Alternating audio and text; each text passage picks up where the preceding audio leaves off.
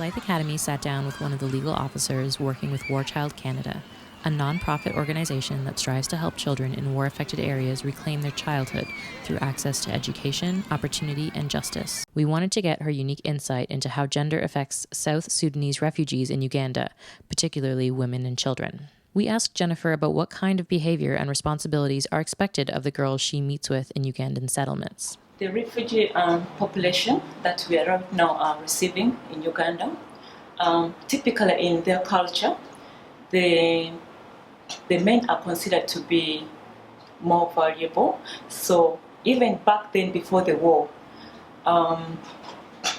girls are married off at a very early age.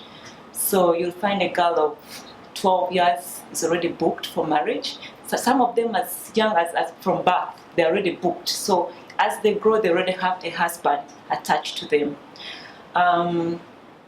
Then in terms of education, the boy child is more important than the girl child. So the priority is usually given to the boy child than to the girl child.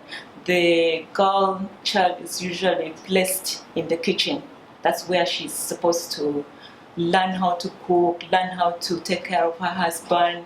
So she's prepared at an early stage towards that role already. So she's not seen to be participating in the public arenas, and so even as the girl child grows, she already knows that is her position in the community.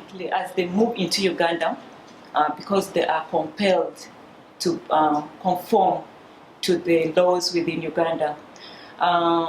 It was difficult at the beginning when, according to their culture, a young girl of 12 years could be married off.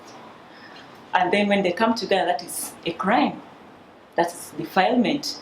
So it took them time to get to understand that actually there's a huge difference between their culture and the culture in Uganda.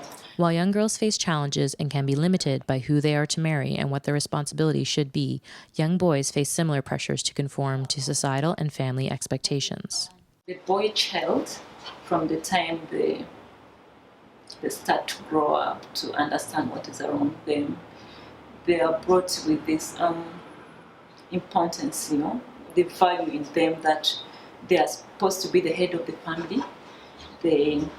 So even as they are playing with the girls, there are certain games that they are not allowed to involve in, that those are games for girls, and then the games for the boys are always the rough one because they are prepared in that sort of way. Like in the communities, the boys would be seen to be going with their fathers for hunting, and then bringing in food, and yet the girls were only allowed to probably go and collect firewood, fetch water, and then clean the compound. So they were only allowed to do chores within the home.